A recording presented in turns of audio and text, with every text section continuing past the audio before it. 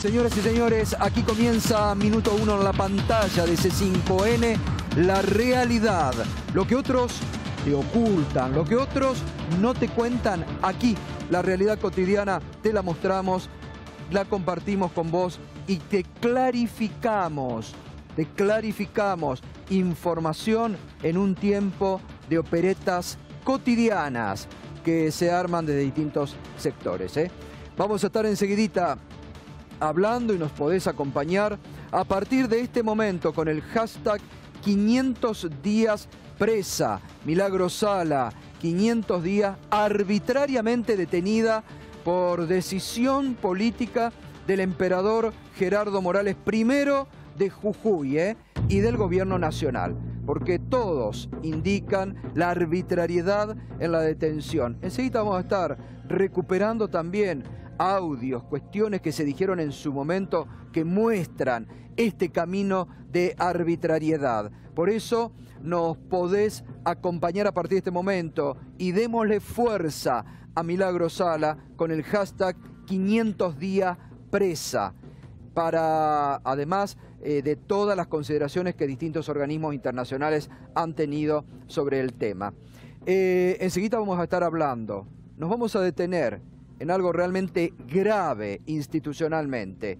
Esta ha sido una semana donde se han desatado todos los demonios del aparato mediático judicial. Ayer contábamos aquí con detalles el plan para meter presa a la expresidenta Cristina Fernández de Kirchner antes de octubre, buscando la proscripción política, en el momento en que prácticamente la expresidenta tiene la decisión asumida de ser candidata en la provincia de Buenos Aires. Y vamos a recuperar hoy algo que ayer adelantábamos sobre el final del programa.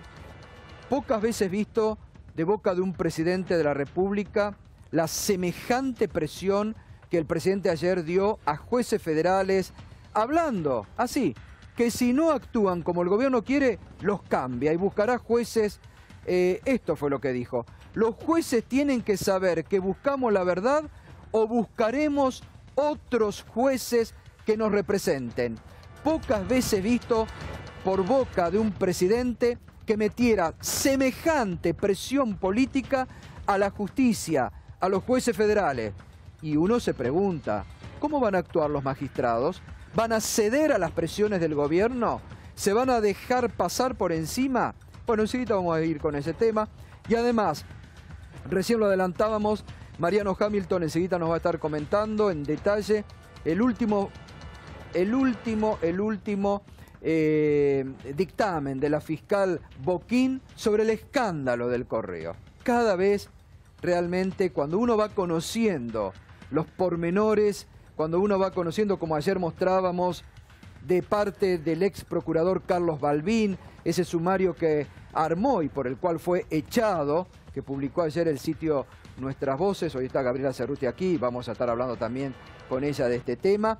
Pero cuando uno va conociendo los pormenores, es cada vez más bochornoso la búsqueda por parte de Macri de la autocondonación de deudas por parte del Correo. Y hoy hay un fiscal demoledor de la fiscal Boquín, que enseguida Mariano va a estar comentando, y lo que adelantábamos recién con Víctor Hugo, esta reunión que va a dar detalles Alejandro Berkovich, que el presidente Macri mantuvo en China con uno de los sospechosos del caso Odebrecht, denunciado en Brasil por Coimero. Recién veíamos, vamos a poner de nuevamente Charlie en pantalla, ¿no? Nico está enfermo, nuestro productor ejecutivo, le mandamos un fuerte abrazo, está Charlie hoy acompañándonos. Macri dijo ayer, los jueces tienen que saber que buscamos la verdad o buscaremos otros jueces que nos representen. Como que si los jueces federales tienen que representarlo a él o al Poder Ejecutivo. Realmente pocas veces visto semejante nivel de barbaridad institucional. Pero eso no es todo. Mire la presión que ayer otra vez el presidente mete sobre la procuradora Gil Carbó. Triste es que seamos producto de la inacción de la procuradora uno de los 3 o 4 países que habiendo sido afectados por este modus operandi de Odebrecht, no firmamos un acuerdo de primer nivel y tenemos una procuradora que se ha dedicado a crear cortinas de humo para que se investigue al director de la AFI, que en ese momento era un ciudadano brasilero y que no tenía ninguna relación con el gobierno argentino, o a otras empresas, cuando lo que estamos acá hablando es, hay una empresa que confesó haber pagado y hoy todavía no sabemos a quién le pagó. En los próximos días, semanas, seguiremos actuando y presionando para que el manejo de la información no sea con la misma arbitrariedad que ha manejado toda la causa la procuradora hasta el día de la fecha. Clarísimo, ¿no? ¿Usted escuchó? Seguiremos actuando y presionando. Es decir que, así como el presidente se expresa que si los jueces no cumplen lo que él quiere, los va a cambiar o va a buscar, vaya a saber qué mecanismo, ¿no? Amenazan, como hacen con muchos jueces federales, les inventan causas para llevarlos a juicios políticos, no pudieron con Freiler y el gobierno está muy molesto, pero además el gobierno está nervioso por el caso Odebrecht. El gobierno está nervioso por el caso Odebrecht y está buscando desesperadamente los mecanismos para saber qué tipo de información pueden tapar, ocultar. Por eso han intentado, cosa que no corresponde por parte del gobierno, acuerdo el gobierno, el ministro Garabano, reuniéndose con los abogados de la empresa Odebrecht. Por eso hoy, por suerte, algunos jueces y fiscales están reaccionando rápidamente ante ¿cómo podríamos decir? El vendaval de presión que ha desatado el gobierno sobre parte de la justicia. Y hoy hubo fiscales y jueces que le pidieron al gobierno que les informe sobre las gestiones que han realizado con los abogados de la compañía Odebrecht y en qué consistieron esas gestiones. Porque lo hemos explicado acá, los únicos autorizados, la única autorizada para realizar eso es la procuradora Gils Carbó. Por ley le corresponde, claro, y el gobierno, como lo dice el presidente, como no quiere a la procuradora, como la quiere sacar de un plumazo desde el primer día que llegó, en un acto absolutamente inconstitucional e ilegal, el presidente y el gobierno están evitando que, como corresponde, la información llegue a la procuradora. Hoy viajaron también fiscales argentinos a Brasil para obtener esa información, que obviamente el gobierno está queriendo ocultar porque van a aparecer allí nombres muy ligados a la familia Macri y al entorno presidencial. Sobre estas presiones a la prensa, hoy hablamos esta mañana en Radio 10 con el presidente del Colegio Público de Abogados de la Capital Federal, el doctor Jorge Rizo. ¿No lo ven como realmente una amenaza que no corresponde parte del presidente de la República hacia otro poder del Estado? No hay duda de que no corresponde, pero el tema es el por qué. Yo creo que quedaron mortificados, que hay una suerte de enojo por lo que terminó pasando con Freiler, porque no les alcanzaron los votos. Pero y es un paralelo con lo que dijo Carrió el otro día en la televisión. Partió desde lo mismo, ¿no es cierto? Y se quejó contra los jueces federales. Creo que fue un guiño que le hizo a Carrió porque está en campaña y bueno, están viendo qué pasa. Pero me parece que están asustados los jueces federales. ¿Porque vienen por ellos también? Me parece que sí. Me parece que hay por lo que pude recabar, hay fiscales, hay jueces que hace muchísimos años no se dirigen la palabra ni se miran, pero que han decidido estar todos juntos porque no les gusta cómo está la cosa, especialmente después del 2x1. Miren que el 2x1 dividió aguas mucho más de lo que la gente cree. Bueno, nos acompaña esta noche el doctor Félix Croix, fiscal. ¿Tiene usted algún antecedente de una presión del presidente que diga estas cuestiones, estas cosas, como dijo? ¿Vamos a sacar jueces? ¿Vamos a seguir presionando, como lo ha dicho Macri? No, y no hay nada nuevo tampoco, ¿no? No es la primera. Primero un poco del contexto, Gustavo. Ese banner que tenía detrás el presidente de la Nación cuando decía lo que decía, es el banner de una asociación civil que nuclea a los abogados de la capital que reivindican y reclaman la libertad de los genocidas. Sí, sí. Ahí estaba el texto, lo que decía el presidente y el contexto que forma parte también de su discurso.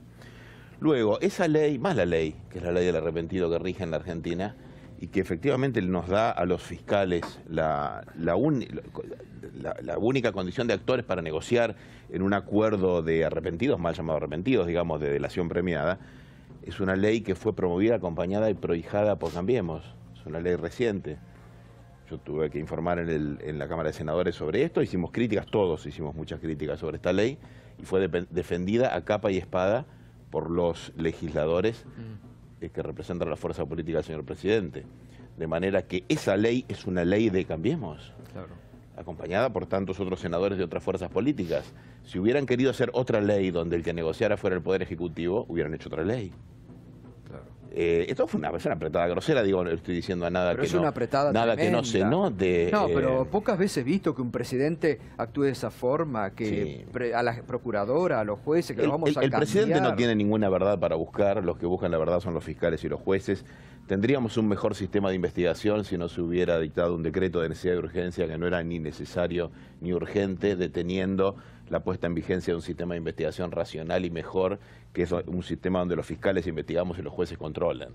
Hoy, si el señor presidente se queja sobre lo que hacen o dejan de hacer los jueces, tendrá que pensar que esto es un hijo de la criatura que mantiene viva.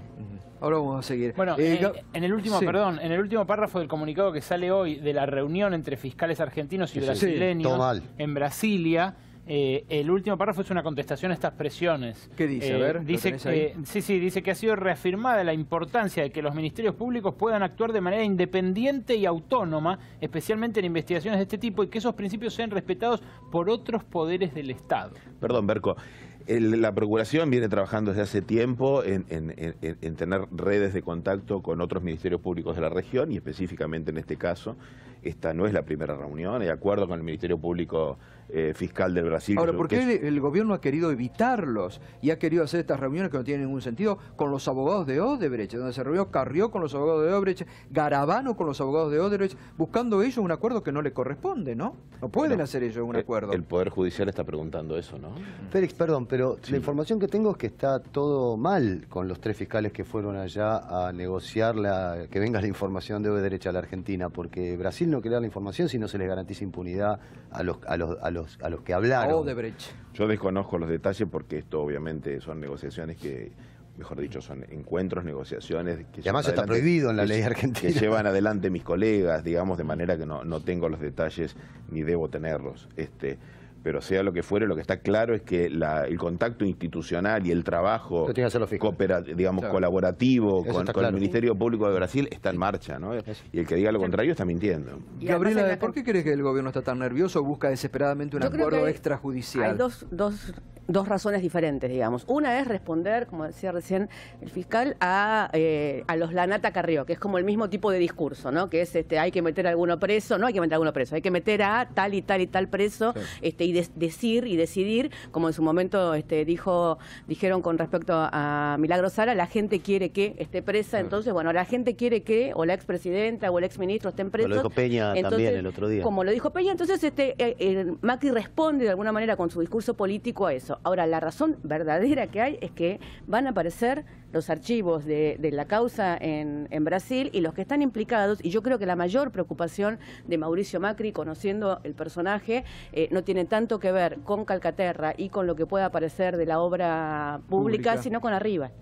El tema acá es si empiezan a aparecer de verdad las transferencias que fueron para arriba, porque las transferencias para arriba son transferencias a Mauricio Macri. Arriba no es un empresario, no es ni siquiera Calcaterra que le manejaba sus negocios y sus empresas, arriba le maneja su cuenta personal, es el testaferro de Mauricio Macri. Entonces todo lo que aparezca que involucra arriba termina en Mauricio Macri, y yo creo que ese es el verdadero terror que hay en este momento en el gobierno y que los hace actuar de esta manera desaforada, porque si hay algo que no tienen super yo, es una cosa que van desaforadamente diciendo lo que sienten, digamos, ¿no? Sí, sí. Ahora continuamos, nos metemos ya con el tema Milagro Sala, 500 días presa, arbitrariamente detenida. Hoy hablábamos también en Radio 10 esta mañana, vamos a recordarlo, bueno, a través de esta barrida, ¿no? Para ya introducirnos en el tema.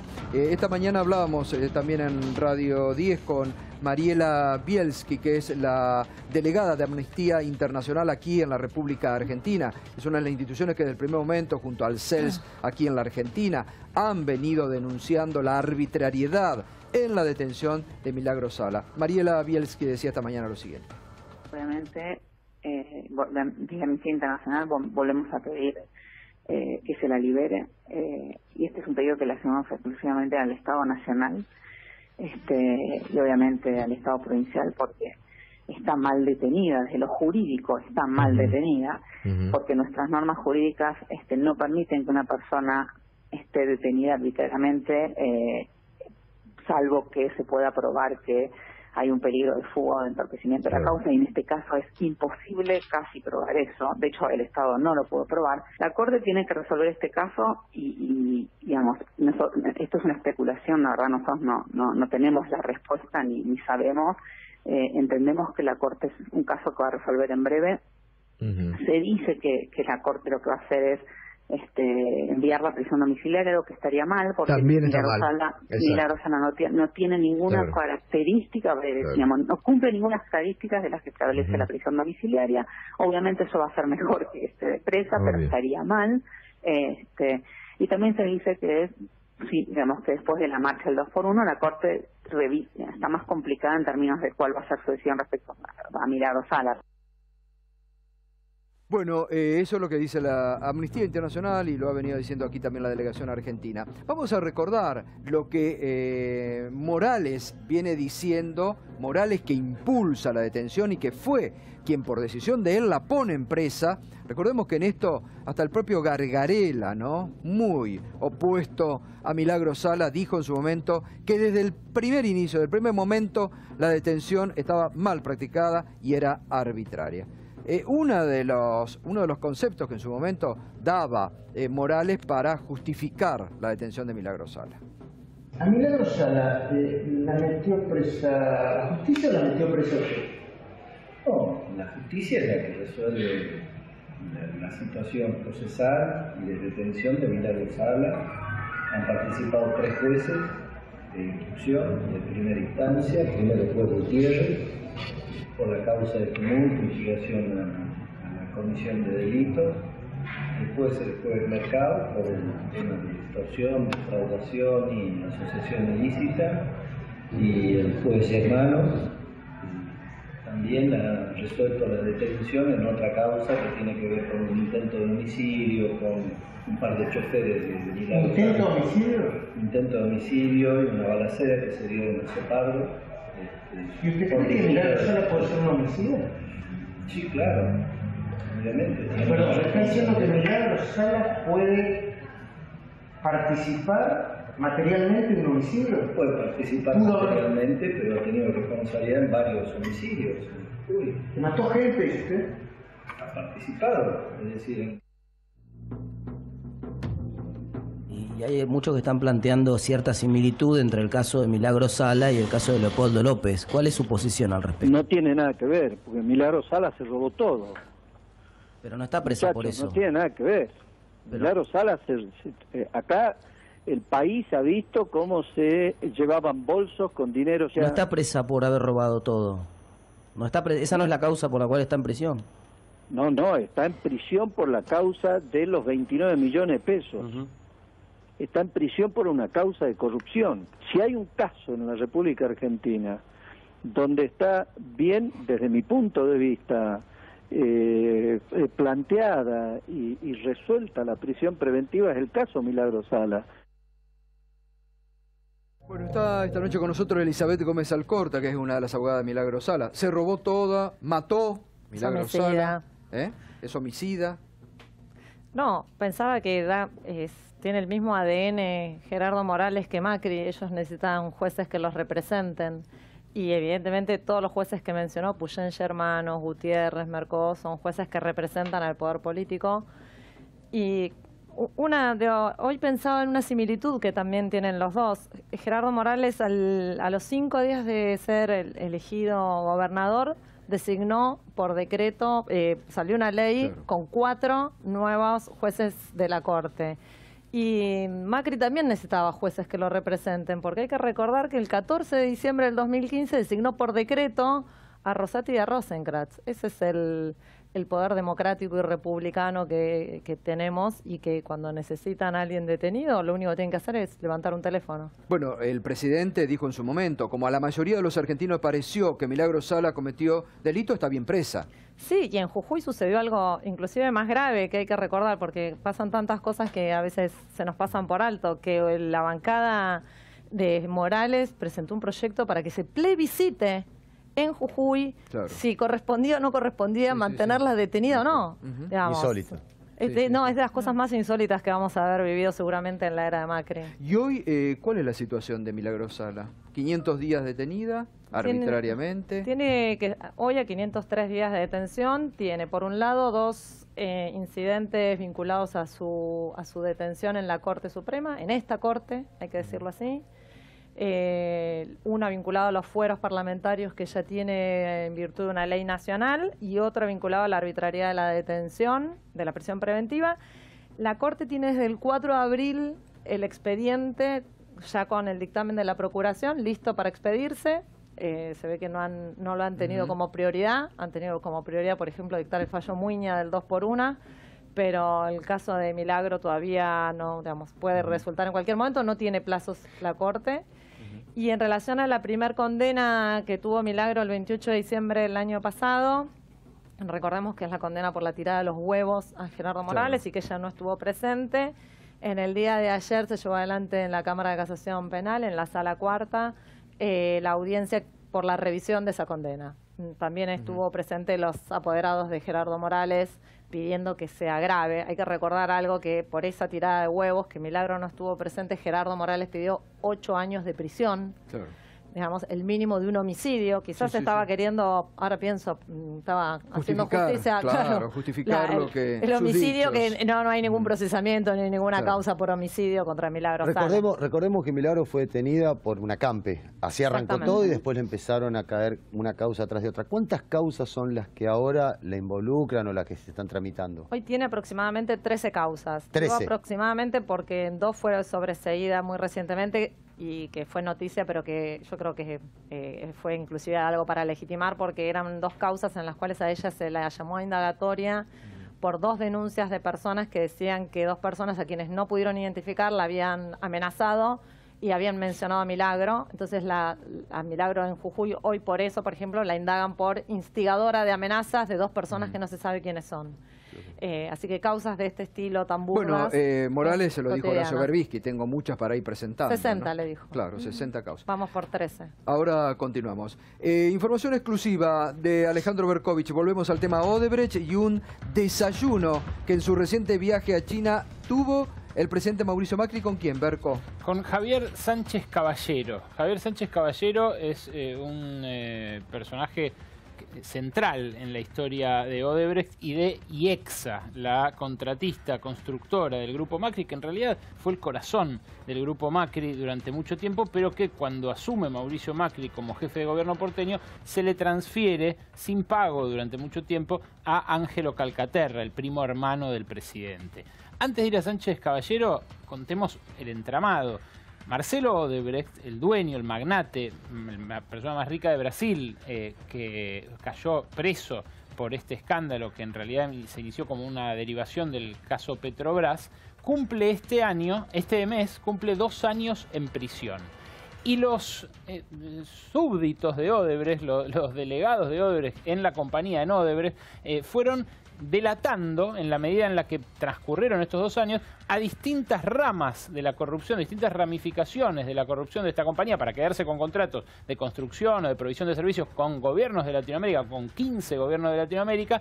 Durante los meses fueron entregando nombres, mails, informaciones. En febrero de este año, O Estado de Sao Paulo publicó una serie de mails. En esos mails aparecía la contraseña de Odebrecht, que cuando se reunía con alguien para pagarle una coima, decía DGI, como nuestra DGI, como nuestra... Dirección General Impositiva. Claro, pero ellos le llamaban así a las reuniones para concertar el pago de coimas. Fíjense los mails. Primero la nota de O Estado de San Pablo de febrero de este año, donde aparece mencionado Sánchez Caballero por primera vez. Dice, Odebrecht y la empresa del primo de Macri pagaron coima en Argentina. Esta es una de las muchas notas que está sacando Fausto Macedo en el Estado de São Paulo. Es uno de los periodistas que habla con Sergio Moro, con el juez que tiene en vilo a Brasil. Y ahí es donde aparece mencionado este hombre, Javier Sánchez Caballero, como una de las piezas clave que participó de reuniones, por un lado con los titulares de la empresa para conseguirle el dinero allá en Brasil, y por otro lado con gente del gobierno argentino vinculada a Ricardo Jaime, a aquel famoso secretario Ricardo Jaime Vázquez, que era al parecer el encargado de cobrar el dinero. Fíjense, ahí está el asunto del mail, y ahí está el mail, y dice, reunión con Sánchez Caballero. Si ven abajo bien, dice DGI, dice el temario, ¿no? Como el orden del día. Dice DGI, contacto directo, o sea, coima, contacto directo. Después, aprobar director técnico, equipo del proyecto, trabajar juntos y organizar y disminuir comités. Esa es la agenda, la orden del día que tenían en esta reunión con Sánchez Caballero. El número 1 era coimas. Exacto, el número 1 era discutir. A ver si se olvidaba, a ver si no les alcanzaba el tiempo. Claro, exacto, estaba en pirámide invertida, lo más importante primero. Bueno, ese es el mail que entregan a principios de este año los Odebrecht a la justicia brasileña. El diario Estado de São Paulo lo publica. Para que ustedes conozcan la cara de este señor, se la mostramos, su perfil de LinkedIn, ahí está.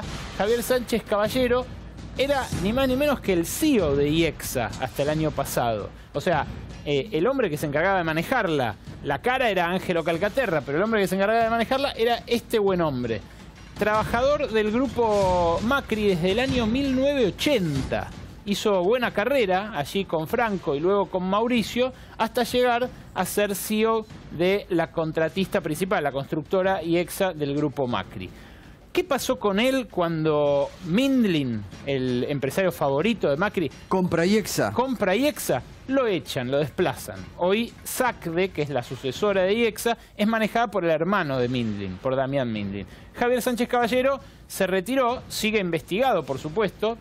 Con los antecedentes, Mindlin habrá querido sacarse un problema de encima, habrá dicho, yo compro, pero no compro un problema. Exacto, exacto. Mindlin está desmacrizando la compañía lo más que puede, claro. Descalcaterrizando sería. Descalcaterrizando y desmacrizando. Sí, además hicieron el movimiento de la compra, vos decís con mucha certeza que Mindlin compró, digamos, todavía la compra de Mindlin de IEXA es como la compra de Calcaterra de IEXA, todavía no hay plata, no hay papeles, no hay nada, y la compró Mindlin en carácter personal, no la compró la empresa de Mindlin, la compró Mindlin en carácter personal, lo que implica que no hay ningún papel público, porque no tienen que mostrar en la bolsa nada, no tienen que hacer nada. Un negocio entre privados. Es un negocio entre privados y Mindlin además nunca sabremos qué plata tiene o qué no, porque su empresa la manejan fondos de inversión. Él no tiene las acciones de su empresa, sino diferentes fondos de inversión. Bien, y Caballero entonces fue desplazado del manejo de SACDE, ahora no está más en el manejo de la vieja contratista del grupo Macri. Ahora, la pregunta es, ¿qué hacía entonces Javier Sánchez Caballero en China, en simultáneo a la delegación argentina que encabezó el presidente Mauricio Macri en ese país, que estuvo en Beijing y que estuvo en Shanghái, durante el momento en el que Macri se estaba reuniendo con empresarios y con el gobierno chino para cerrar negocios aquí en la Argentina? Bueno, miembros de la delegación empresaria nos confirmaron, 2 miembros de la delegación empresaria que participó del viaje, nos confirmaron que Sánchez Caballero estuvo tomando café con el presidente y con la primera dama, en el desayunador del Hotel Shangri-La, hotel de super lujo, en el cual se hospedó el presidente Mauricio Macri. No hay registro de audiencias porque el presidente estaba en viaje oficial, pero no se registran las audiencias informales de ese tipo. Y sin embargo, cuando vuelve Mauricio Macri de ese viaje, le ordena a Garabano y a Saravia Frías, al ministro de Justicia y al Procurador General del Tesoro, que arranquen contrarreloj esta negociación con Odebrecht para obtener la información antes que la obtengan los fiscales del Ministerio Público Fiscal brasileño. ¿Qué le dijo Sánchez Caballero a Macri en esa reunión en China? No lo sabremos nunca, a menos que nos lo cuenten los propios participantes. Pero lo seguro es que este hombre, señalado por los arrepentidos de Odebrecht como un vínculo directo, un vehículo directo de las coimas para pagarle a Ricardo Jaime, a los funcionarios kirchneristas que decidían sobre las concesiones a Odebrecht, estuvo, ya habiendo sido señalado por la prensa brasileña como vehículo de las coimas, reunido con el presidente de la Nación en medio de un viaje oficial. Esto es algo que con certeza algunos de los 4 fiscales que estuvieron hoy en Brasil van a tener que investigar y van a tener que profundizar. Claro. La verdad que impresionante la información que estás dando, Berco, exclusiva, la primera vez que la estamos dando a conocer, algo que comentabas también en el panorama en el BAE que escribís todos los viernes, pero que está también dando como telón de fondo el nerviosismo, ya lo va explicando, del gobierno por tapar. Exacto. Ahora digo, ahora le voy a preguntar desde el aspecto de lo que conoce, que investiga Gabriela, pero digo, doctor Kraus, ustedes como fiscales, digo, todas estas tramoyas de esto es también, digo, contra la propia justicia, digo, esto los fiscales, un juez puede muy bien llamar o al ministro de Justicia o al propio Macri, decir que negocian, bueno, o que buscan, ¿no? Información, ¿no? Al parecer los jueces le están preguntando porque se enteran por los diarios que los que son eventuales interlocutores de los fiscales en un acuerdo de delación premiada, de arrepentido entre comillas, están conversando con otro de los poderes del Estado que digamos, en la maniobra aparece en un rol que todavía no está claro, además, ¿no? Miembros de los poderes del Estado. Entonces, los jueces deben estar inquietos, sobre todo jueces que investigan, no solo jueces que juzgan, y los fiscales me imagino que estarán evaluando esta situación. El sistema judicial obviamente siempre está sometido a presiones. Por eso nos pagan el sueldo que nos pagan y tenemos determinados privilegios funcionales porque nuestro trabajo es complejo y es difícil. Ahora, cuando las presiones surgen de la entraña misma del poder político, del poder formal, el asunto es institucional. No, y además cuando se da en forma tan descarada esta búsqueda de tapar, que están queriendo tapar algo, obviamente, ¿no? Yo creo que el tema de... A ver, primero, Odebrecht es socio de Mauricio Macri, de IEXA y de SOGMA. Digo, acuérdense que en algún momento publicamos, y creo que vos también, Ale, lo habías dicho acá, cuando hay una parte de la empresa de SOGMA que tiene como garantía, como capital y qué sé yo, dinero de el banco a través del cual dicen en Brasil que es el banco a través del cual se tercerizaban las coimas. Claro. Tanto Santiago Sánchez Caballero como Santiago Altieri, que es otro personaje importante en esta historia porque es la persona de Macri, de al lado de Franco Macri y de Mauricio Macri, que pasó de la empresa SOGMA a IEXA y ahora de IEXA a la empresa de Midrin y que sigue manejando de alguna manera todos estos temas, fue procesado, por ejemplo, en la causa de Jaime en su momento de los viajes de que le prestaban aviones, de las dádivas. Porque hay algo que también hay que tener claro. Tanto Jaime como Schiavi, y yo sé que voy a decir algo que por ahí no es políticamente correcto decir, Jaime y Schiavi eran parte del dispositivo del macrismo, claramente. Digo, todas las negociaciones entre la empresa de Macri y el gobierno nacional a través de Jaime y de Schiavi se hacían más en la empresa de Macri que en el gobierno nacional. Schiavi fue, cuando yo lo conocí, era el jefe de campaña de Mauricio Macri, era quien lo había inventado, digamos, en ese momento. Entonces, digo, formaban parte de un dispositivo en el cual los negocios se manejaban más desde el lugar de la empresa del macrismo que desde el gobierno nacional. Con lo cual, cuando ahora empiecen a aparecer toda la información que va a terminar de aparecer en Brasil y cuando empiecen a investigar acá, es muy difícil que esto no llegue, como el caso del correo argentino, muy, muy cerca de Mauricio Macri, porque todos estos tejes y manejes que se pasan con las empresas, digo, son los mismos, son las mismas personas. Santiago Altieri es un personaje muy particular que sigue siendo la persona que maneja los negocios de Mauricio Macri, que tiene una historia muy particular porque hace unos años atrás su esposa murió volviendo de un viaje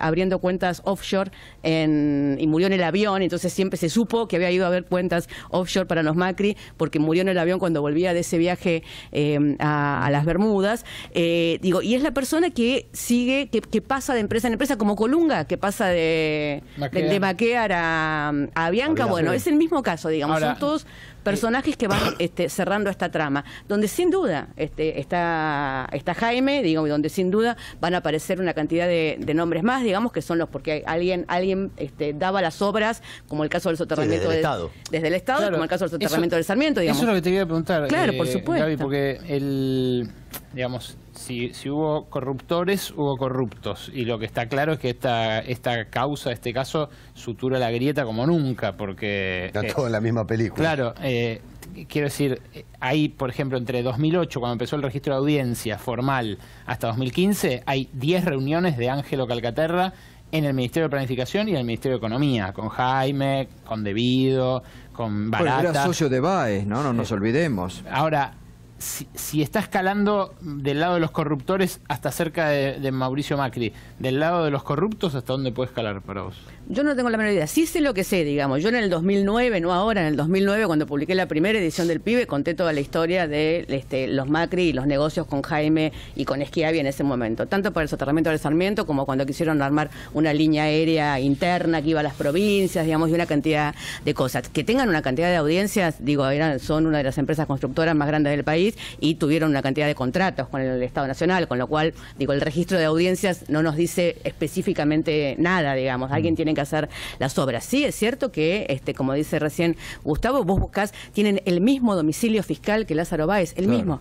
En Manuela Pedraza tienen los dos la misma oficina. Cada vez Por eso es raro que cuando se intenta investigar la obra pública en la Argentina, que acá Ale, en principio de este año, mostró todos los concesionarios, solo se quedan en BAE y no investigan más. Hay un pedido del expresidente de hacer una auditoría general de la obra pública de los 12 años y la verdad es que todo termina de suscribirse ahí porque si empiezan a abrir, llegan a empresarios muy cercanos al presidente. Es importante lo que ocurrió hoy. Creo que es la primera o la segunda denuncia que Margarita Stolbizer hace sobre el gobierno de Mauricio Macri y hoy ha denunciado ante la justicia a Mauricio Macri, la diputada Margarita Stolbizer, por una causa que Berkovich comentó acá, Alejandro comentó acá, que muchos se sorprendieron porque no sabía que la empresa, una de las empresas del presidente, tenía en Ausol 7% era, ¿no? Sí, de participación. Sí, la verdad que es de locos que recién ahora... Claro. ¿Cuándo hace que lo dijimos acá? Cuando empezó a pasar, en febrero. Febrero de este año. En febrero fue Pero Margarita empezó la campaña ahora, no le pidas tanto tampoco, claro. Claro, pero la verdad es que la justicia misma de oficio, cuando cada uno de nosotros va por la Panamericana... Pero aparte la denuncia es, disculpame Ale, la denuncia es por lo mismo que nosotros dijimos acá, y que vos contaste, el mecanismo, ¿no? Claro, lo que se sumó es el monio. Que vendieron más caro. Claro, porque aumentaron. No, pero ese es el monio. Es lo que denunció acá Berco. No, totalmente, él lo anunció acá. Claro, habían aumentado el peaje de la Panamericana para vender. Y después de que se aumentó el peaje de la Panamericana, la familia del presidente decide vender o más casualidad caro, más caro. Pero están haciendo lo mismo con todo. Digo, el acuerdo de Yacyretá. ¿Ustedes se acuerdan que una de las primeras cosas que hace Mauricio Macri cuando asume como presidente es pasar sus acciones de Yacilec a la empresa Sogma? El acuerdo de Yacyretá ahora, ¿cuánto de eso le corresponde a Sogma y a la familia Macri? No, pero Maquer, digo... O lo que exactamente una eléctrica que vendió en febrero del año pasado también. Yacilec. Vendió Yacilec porque Yacilec es parte de la constructora de Yacyretá. Ahora es el acuerdo por Yacyretá, con lo cual todo esto, las acciones de esa empresa, obviamente vuelan. Bueno, entonces lo que denuncia Stolbizer es que la venta que acaba de conformarse de la participación de Sogma y Sideco Americana en Ausol, en Autopistas del Sol, es una venta que configura un acto ilegal, una venta que se dio a un precio mucho más alto debido justamente a que el gobierno mismo tomó una decisión. Ahí está lo que dice Stolbizer, ¿no? El Ejecutivo aumentó el valor de las acciones de la empresa y permitió que cancele en agosto del 2016 la totalidad de su deuda financiera, lo que permitió reducir la exposición al riesgo cambiario. Y también permitieron ganancias extraordinarias. Así se repartieron dividendos antes de la venta. Mirá, acá lo tenés en gráfico para mostrarlo con todo su esplendor. La acción fue la acción de oro. Duplicó su valor en 6 meses. ¡Epa! La acción, hay muchas ganancias. Hay un tiempo verbal que en la bolsa se trata de no usar, que es si hubiera comprado. Claro. Porque eso te lo decís a vos mismo. Porque mucha gente se suicida después de pensar eso. Bueno, si hubiera comprado, mirá lo que subió la acción de Autopistas del Sol gracias al tarifazo de peajes que ahora pagamos todos, esos famosos 50 pesos que vale cruzar las garitas y los peajes del acceso norte. Bueno, ahí se ve solamente el aumento de los últimos 6 meses, ese 100%, pero desde que asumió Macri, la acción de Autopista del Sol subió el 394%, un negoción que ahora que ahora se conformó cuando el grupo Macri vende su participación en 20 millones de dólares. Ahí tenés la ganancia neta de impuestos. 2015 fue 75 millones. Esto es lo que decía Margarita Stolbizer en su declaración, en su juicio, en su demanda, no sé bien qué es técnicamente.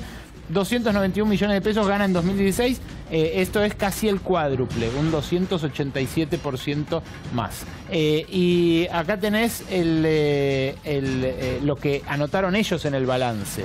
En el balance de 2016, esta empresa, con participación del presidente, lo que dice es: esperamos que con motivo del cambio de rumbo político anunciado por las nuevas autoridades, basados en el respeto a la seguridad jurídica, finalmente el concedente, o sea el Estado Nacional, dé cumplimiento a los compromisos que asumieran. Esto es, conceda el aumento de... Bueno, y además hay que explicar algo. Ya lo sabían. Sí, no, eso es lo grave. Claro. Sabían que se venía el aumento. Claro. Pero además, otra cosa que es grave y que le da más gravedad a este asunto: los aumentos para la autopista no fueron para todas. No se aumentó a todas las autopistas de la República Argentina. No se les dio a todas las autopistas de la República Argentina el mismo aumento. Le dieron a USOL, donde la empresa del presidente pudo y ahora está denunciado. También le dieron acceso oeste, que bueno, es el otro acceso más concurrido de la ciudad. Pero lo bueno de todo esto es que ahora que Massa y Stolbizer empiezan en campaña y dejan de aportar a la gobernabilidad, por ahí podemos juntar todas las denuncias que hicimos en los últimos 2 años y tal vez ellos también nos ayuden a impulsarlas, porque como estas hubo una sucesión durante todo este año. ¿Cuánto vale? Ponele que hayan vendido IEXA. ¿Cuánto vale IEXA después de que el presidente firmó un decreto dándole al contado, no solo por parte del Estado, que en lugar de que financiaran, que eran como habían ganado la licitación, le dio en efectivo, bueno, no es en efectivo, digamos, pero al contado, por decreto, todo ese dinero? ¿Cuánto vale esa empresa que tiene esa obra? Maquer, Avián, rutas aéreas, digo, no me quiero poner bueno, las 5 centrales, yo denuncié ayer a Quintana y a Caputo por el tema de las centrales. Quintana, lo que hacen es, aprueba los endeudamientos el vicejefe de gabinete y el hermano del vicejefe de gabinete tiene el estudio en Nueva York que coloca la deuda. Y después nos hablan de conflicto de interés. Corrupción es lo que hacen los otros. Lo que hacen ellos es conflicto de interés. Ahora, ¿se puede hablar de seguridad jurídica? Te lo pregunto ya vos como abogada, pero también por lo que estás conociendo todo de estos 500 días de Milagro Sala presa. ¿Se puede hablar de seguridad jurídica en un país donde el presidente presiona, donde ocurren estas cuestiones? No. Entiendo que no. Lo cierto es que seguridad jurídica, por lo menos en la Argentina, hoy no tenemos. Y lo que no tenemos, además, es garantizados los derechos de los ciudadanos. Esto pensándolo en el caso de Milagro en particular. Más allá de que el que venga quiera hacer un negocio, se ve que algunos la tienen asegurada. Lo cierto es que no la tenemos todos asegurada de justicia. ¿Hoy corre riesgo las libertades individuales con lo que pasa a Milagro Sala, con lo que ayer comentábamos aquí, el plan ya orquestado y totalmente impúdico de querer meter presa a la expresidenta Cristina Kirchner? Gati, te complemento, ¿las escuchas? Bueno, las escuchas, obviamente, la utilización que se está haciendo de todo el aparato de inteligencia. ¿Corren riesgo las garantías individuales en la Argentina? Bueno, ya están lesionadas, ¿no? Yo me remito al dictamen de la Procuradora en el caso de Milagro Sala, donde ¿qué le queda por investigar a los jueces que tienen y los fiscales que tienen las causas en Jujuy que no hayan podido investigar en 1 año y medio de detención preventiva? Porque esta es la única razón, suponiendo que existiera tal riesgo de que Milagro Sala fuera una mujer tan poderosa. Si fuera una mujer tan poderosa no estaría presa, estarían todos sus seguidores alzados, se lo hubieran puesto en libertad. Recordemos, no lo olvidemos, Gustavo, Milagro Sala es una parlamentaria del Mercosur, representa al pueblo de Jujuy frente a los países que conforman la comunidad de naciones del Mercosur. Es una representante en una de las instituciones más nuevas de la democracia parlamentaria. A ver, ¿dónde se va a profugar? ¿Qué conducta impropia de esa representación que tiene podría llevar adelante sin poner en riesgo esa misma representación, su carrera política y todas las organizaciones que representa? Es insostenible, da un poco de vergüenza por uno mismo tener que argumentar alrededor de este asunto, pero así están las cosas. A mí me parece que las libertades individuales no están en riesgo, las libertades individuales están lesionadas. Doctor, y lo vemos, Mariano, y lo vemos todos los días, no solo en el caso de Milagro Sala, que tal vez es el paroxismo, es un caso grosero, sino en lo que esto habilita, ¿no? Si las libertades individuales y la intimidad se banalizan y cualquiera la puede pisotear, todos los días vemos casos de agresión, de violencia institucional, de maltrato. Bueno, de jóvenes, las policías ingresando a colegios, a universidades. Se crea un ambiente, no siempre hijo de una decisión política, sino a veces del caos, de la falta de conducción, de la anarquía que suele reinar en la fuerza de seguridad, en el cual cada uno hace cualquier cosa, pero todos se sienten habilitados porque la libertad de la persona no vale nada. Ahora hay un hormiguero que nadie se atreve a patear, que es el caso de Lázaro Báez. O sea, pues parece como que Milagro Sala es como el ejemplo. Lázaro Báez, procesalmente, ¿da para que esté preso también? Yo no conozco el caso en detalles del juez Casanello. Es curioso, digamos, da mucha curiosidad viéndolo de afuera, este asunto del vuelo, y que alguien podía volar sin plan de vuelo o salirse del plan de vuelo en la República Argentina y no sé, irse a un país vecino. Este es un asunto de hecho y prueba respecto de esa conducta. En todo caso, lo que acá está en discusión es el tema del uso de la prisión preventiva. Exactamente, eso. No estoy hablando de la inocencia o no. No estoy hablando de la inocencia o no. Lo que digo es, ¿por qué Lázaro Báez está pasando todo el proceso judicial tras las rejas? La verdad es algo que yo me lo pregunto. Sí. Seguramente mañana van a decir que yo salí a decir cualquier otra estupidez. El juez consideró que ese episodio era indiciario de que podía fugarse. Bueno, ahora que sería interesante. Era sorprendente que al lugar donde estaban llegando estaban los medios de comunicación esperándolo. Que sí, que tan sorprendente no era dónde iba a aterrizar sin querer hacer una defensa de Lázaro, que no me cabe ni me interesa. Por eso yo tampoco quiero hacer una defensa de Lázaro Báez, no es mi lugar, digamos, pero lo cierto me pregunto por la seguridad jurídica de lo que estamos hablando. Igual hay un abuso de las prisiones preventivas en toda Latinoamérica, digamos, esto lo tengo que, digamos, como...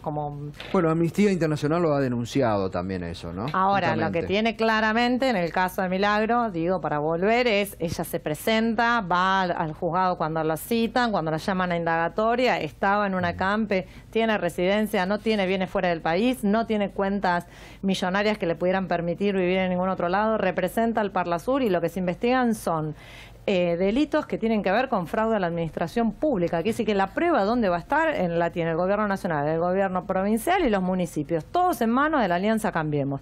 ¿Cuál podría llegar a ser la acción obstructiva de Milagro Sala? Todavía la estamos esperando hace 1 año y medio, y lo cierto es que no hay que olvidarse que la detuvieron en función de una campe. Está mal detenida desde el vamos, que es lo que dice Gargarela. Lo que dice el grupo de trabajo de detenciones arbitrarias de la ONU, más que Gargarela. Está bien, pero digo, lo pongo a él porque es una persona que no es del gusto de Milagro Sala, ¿no? No, pero 5 expertos del mundo que se dedican a hacer análisis, digamos, que no conocen a Jujuy, no conocen a la Tupac. ¿Qué puede definir la Corte? La Corte que se jugó, parte de la Corte, a favor de los genocidas y sin embargo sobre esta prisión arbitraria de Milagro Sala nada dice. ¿Qué puede definir la Corte? ¿O qué aspiran ustedes que defina la Corte? Nosotros aspiramos, lo cierto es que desde el 16 de enero del año pasado aspiramos a salir de Jujuy. Cada vez que salimos con un reclamo fuera de Jujuy encontramos respuestas que nos hacen eco a nuestras demandas. Lo encontramos en el Grupo de Trabajo de Detenciones de la ONU, lo encontramos en la Comisión Interamericana, lo encontramos en organismos internacionales, lo encontramos ante Gilles Carbó cuando tuvo que dictaminar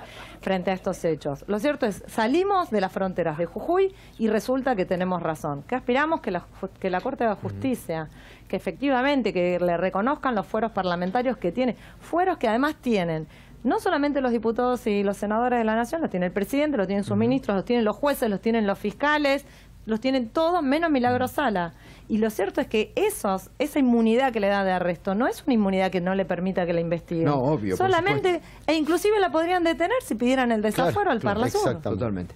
Bueno, hoy se conoció un nuevo dictamen de la fiscal Boquín sobre el escándalo del correo argentino, que si bien el presidente quiere que vuelva a Foja Cero, no vuelve a Foja Cero, y que ayer comentábamos aquí lo que publicó el sitio de Gabriela Cerruti, nuestras voces, sobre el dictamen del ex procurador Carlos Balbín, también realmente destapando la olla de lo que se organizó del Estado. Y hoy, Mariano, ¿qué dice la fiscal? Bueno, la fiscal Boquín hoy se despachó con 2 dictámenes, uno de 48 páginas aproximadamente y el otro de 148 páginas, hubo que trabajar bastante para leerlos. Es otro clavo en la pared, digamos. Lo que hace la fiscal es nuevamente denuncia el vaciamiento que se hizo del correo argentino y además se la emprende contra la jueza Marta Ciruli, porque dice que ella avaló cada uno de los movimientos que se fueron haciendo. Ya en algunos de los otros dictámenes, recordemos que esto arrancó en enero, cuando la fiscal Boquín alertó sobre una quita del 98% en el concurso de acreedores.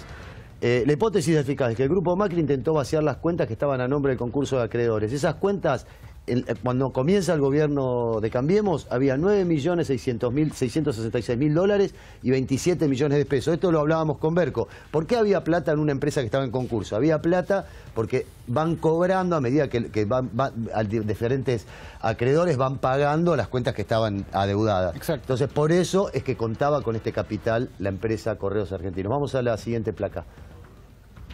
La maniobra. La jueza del concurso, Marta Ciruli, autorizó retiros por cerca de 10 millones durante 3 años. Estos retiros son los que se utilizaron, como ya en algún momento lo habló Alejandro aquí en este mismo programa, para pagar alquiler. ¿Te acordás que vos hiciste la visita al rulero, que fuiste allí con las cámaras a ver quién eran los que trabajaban allí? Fiestas de fin de año, exactamente, magos. Se pagaban entre 80 y 144 mil pesos por mes.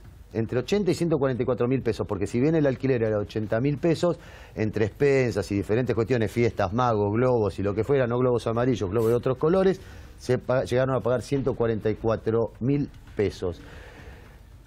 Después... Acá hay algo interesante porque esta es una maniobra algo más compleja. Aparece un banco, el Main Bank, que es socia y acreedora de SOCMA y de Sideco Americana.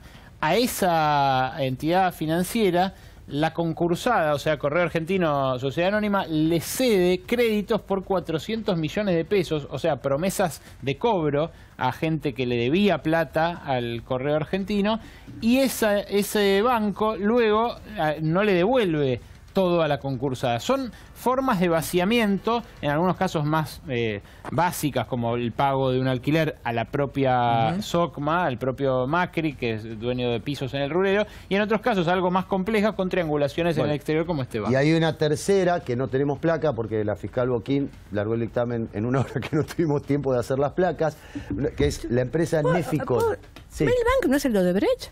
Bueno, ahí estaba pensando. Me quedé dudando, pero Mailbank es el de Odebrecht. No es propiedad de Odebrecht. No, pero es el banco a través del cual lava el dinero de Odebrecht. Estamos hablando del mismo banco, sí. Bueno, decía que lo que se hizo es un banco alemán que adquiere Odebrecht en un momento, en el cual empieza la causa, digamos, y en el caso del soterramiento del Sarmiento es el que aparece en la causa como fue el financista, y al mismo tiempo aparece como capitalista, como que compra acciones de SOCMA o que tiene acciones en garantía de SOCMA. Bueno, lo que dice la fiscal es que es una fachada para sacar guita y dársela al grupo madre, digamos, bueno, que es lo que supuestamente en un concurso no tiene que pasar, porque tiene que protegerse los intereses de los no es un dato menor que esté metido este banco también ahí.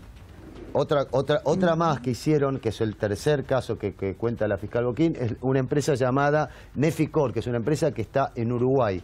Esa empresa lo que hace, Sideco y SOCMA le compran acciones a nombre del Correo Argentino por 2.100.000 dólares. Acciones. Compran acciones por el 12% de las acciones de la empresa. La empresa cuenta en su balance, su capital es de 2 millones de dólares. O sea, por el 12% se pagan 2.100.000. El balance de la empresa tiene 2 millones de dólares. O sea, se pagó una plata imposible de imaginar. Hay cosas mucho más interesantes. Por ejemplo, dentro del contrato que se firma, en caso de que Neficor hubiera llegado a quebrar, devolvía la mitad del 25% de los 2.100.000. Es decir, devolvía alrededor de 200.000 dólares de 2.100.000. Bueno, si esto no es lavado de dinero, si no es vaciamiento de una empresa, ¿de qué estamos hablando, muchachos? Bueno, y llamativamente acá habría que investigar, ¿no? Bueno. Tanto que se investiga el lavado de dinero, está el dictamen de la fiscal. Pero hablando de seguridad jurídica, Gato, cuando salta todo esto, cuando Balbín empieza a escribir la auditoría que ayer publicamos, lo echan a Balbín, nombran al procurador del Tesoro, que es un abogado de Clarín, y el procurador del Tesoro lo primero que hace es echar a los 4 abogados que estaban llevando adelante las diferentes auditorías. Lo que se publica ayer de la auditoría es hasta donde llegaron los que la estaban haciendo antes de que la echaran. Bueno, clarísimo, ¿no? Clarísimo. Miren si hay elementos para investigar por parte de algunos jueces que tantos deseos de investigar tienen. Claro, el presidente se molesta cuando avanzan sobre cuestiones que le quedan a su familia o le pican cerca y amenaza con sacar a los jueces que no cumplen con su mandato. Muy vergonzoso todo. Ya volvemos. Bueno, hemos comentado esta semana que finalmente Bonadío, por decisión del presidente de la Cámara Federal, Irursun, a dedo, va a reabrir la denuncia del fiscal Nisman contra la expresidenta Cristina Kirchner. Hoy se confirmó que en el 2010 el exfiscal Alberto Nisman y Jaime Estiuso, miren que dos nombres, el ex fiscal Alberto Nisman y Jaime Estiuso en el año 2010 denunciaron al juez federal Claudio Bonadío. La carátula es acción de delitos públicos, porque sostenían, tanto Nisman como Estiuso, que Bonadío, en ese momento estaba Alfino Palacios preso por las escuchas ilegales en el ámbito de la ciudad de Buenos Aires y por el encubrimiento de la AMIA, hacía acciones para entorpecer la labor de la justicia y que lo querían sacar a Alfino Palacios de la cárcel. Y en el año, como si esto fuera poco, en el año 2014, Jaime Estiuso hace una nueva presentación contra el juez federal Claudio Bonadío. Es decir, que ahora, no sé cómo va a resolver la justicia esto, Bonadío tiene que reabrir una denuncia de Nisman, pero resulta que en vida Nisman y Estiuso lo denunciaron a Bonadío. Hoy el doctor Alejandro Rúa pidió copia, el juez federal Sebastián Casanero tiene esto, la causa está abierta, la causa está vigente. Y hoy el doctor Alejandro Rúa, que anoche estuvo aquí con nosotros, pidió copia del expediente. Seguramente se viene una recusación del juez Bonadío en esta causa. Gracias, doctora. Gracias, feliz como siempre. A vos, Gustavo. Gabriela, gracias. Gustavo. Compañeros, buen fin de semana. Igualmente. Bueno, intenso el programa de hoy, con muchas noticias, con muchas novedades. Buen fin de semana para todos. El próximo lunes a las 21, La Realidad, como siempre, aquí, en Minuto 1, en la pantalla de C5N. Siguen ahora con el expediente Paulo Cablan y Mauro Zeta.